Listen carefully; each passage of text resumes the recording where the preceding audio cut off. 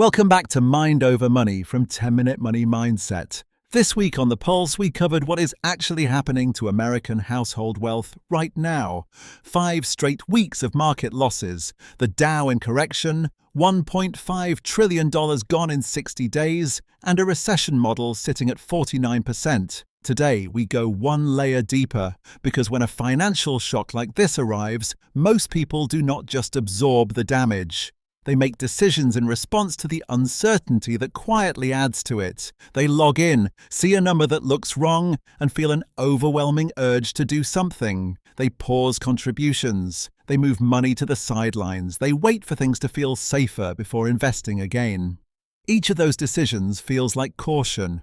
The research says they cost more than the correction itself, and there is a specific cognitive bias identified in Nobel Prize-winning research that explains exactly why this happens and why the number your brain keeps returning to right now may not be the one that actually matters. That is what today is about. You invest $20,000 5 years ago. By January 2026, it has grown to $68,000. Then the market drops. In March, it is worth $59,000. How much have you lost? Most people answer $9,000, the drop from the peak. And they feel terrible about it, genuinely stressed, maybe angry. But here is the actual math. You have not lost $9,000. You have gained $39,000. Your original $20,000 became $59,000. You are up nearly 200% in 5 years. The loss you feel is not in your account. It is in the distance between where you are and a number your brain decided was the only number that matters. That number is called an anchor, and right now, for millions of American investors, it is the most expensive thing in their financial life. What anchoring bias actually is. In 1974, psychologists Daniel Kahneman and Amos Tversky published a paper that would eventually earn a Nobel Prize.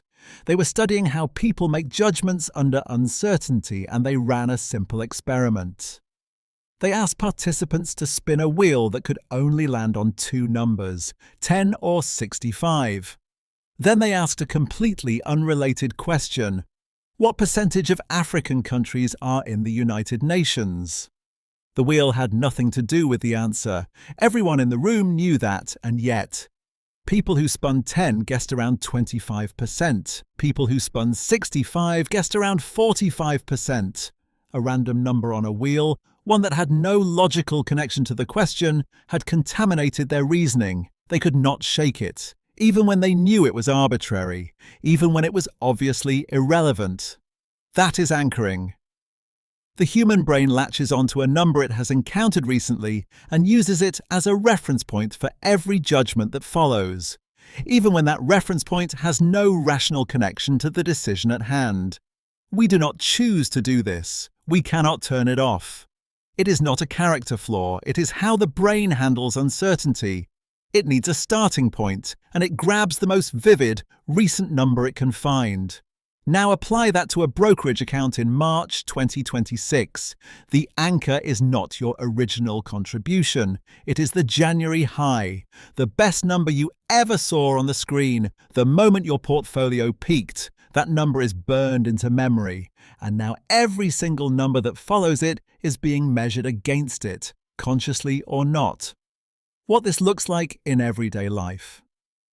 Let's step away from markets for a moment.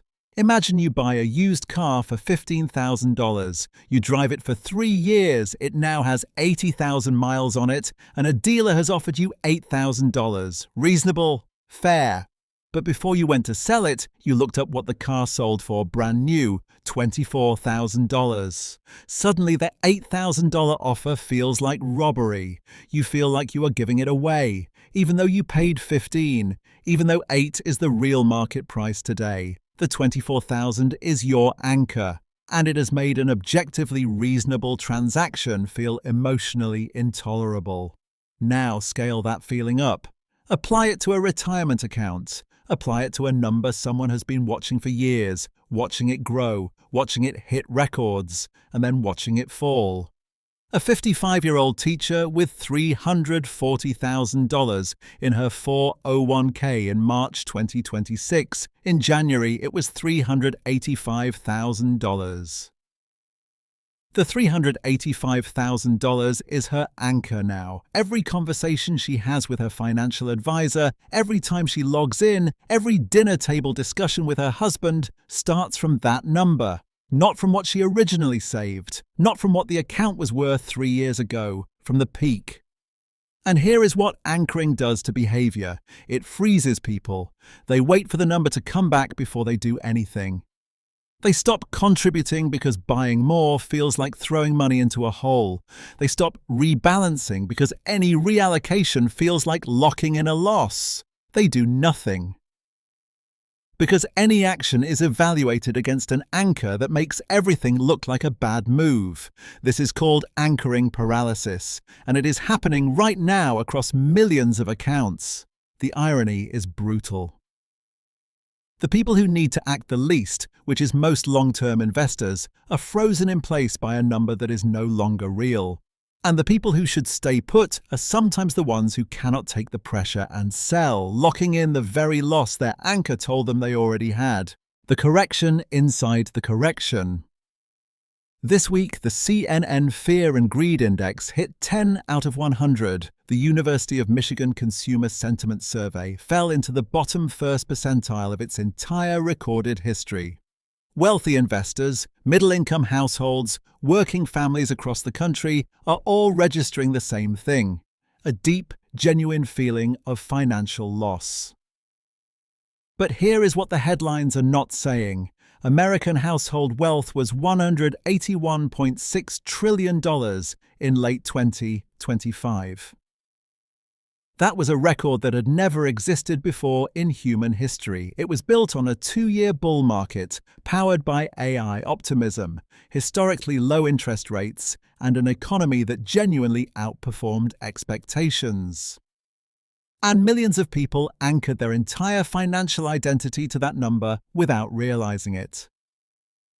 When $1.5 trillion of it disappeared in 60 days, the psychological damage was not proportional to the financial damage. It felt catastrophic because the anchor said so. Here is the actual math. A 10% market correction is not a catastrophe. In the last 30 years, the S&P 500 has experienced 10 corrections of 10% or more. Every single one recovered. The average time to full recovery after a correction in the 10 to 20% range is around 4 months. The loss is real, it is not permanent. And what determines whether it costs you is not the market. It is whether your anchor lets you behave sensibly while you wait. How to reset the anchor. The research on this is actually encouraging, because anchors are not fixed, they can be replaced. Not easily, not automatically, but deliberately. Here is what works. First, replace the peak anchor with the contribution anchor. Stop asking, what was this worth at its highest? Start asking, what have I actually put in, and what is it worth now? That comparison produces a different result almost every time. For most investors who have been contributing for more than 3 years, the answer is still a gain. Sometimes a significant one. The correction looks different when the baseline is your real investment, not your peak balance. Second, replace the loss frame with the time frame. The question is not how much have I lost from January. The question is, what is this account likely to be worth in 10 years if I leave it alone and keep contributing? That reframe pulls the anchor out of the present and places it in the future. The brain struggles to latch onto a future number because it is abstract. That abstraction is useful here. It creates distance from the peak. Third, take one small, deliberate action. Anchoring paralysis is broken by movement. Not large, dramatic movement. Not selling. Not moving everything to cash. Something small and deliberate. Log in and confirm your automatic contributions are still set. Check that your allocation still reflects your actual timeline.